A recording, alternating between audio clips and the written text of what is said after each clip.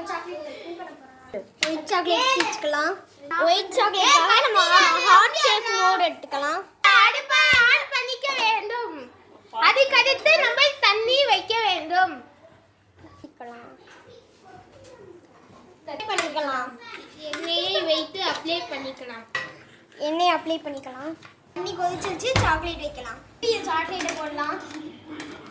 Melt வேண்டும். இதை நல்லா மெல்ட் பண்ணி கண்டியை வச்சு நல்லா கிளறணும். கொஞ்சம் கொஞ்சமாக மெல்ட் ஆகிட்டு இருக்கு. இதே மாதிரி மெல்ட் பண்ணிக்கலாம். மெல்ட் ஆகிடுச்சு. இப்போ மோடில் ஊற்றிக்கலாம். கொஞ்சம் கொஞ்சமாக ஊற்றிக்கலாம்.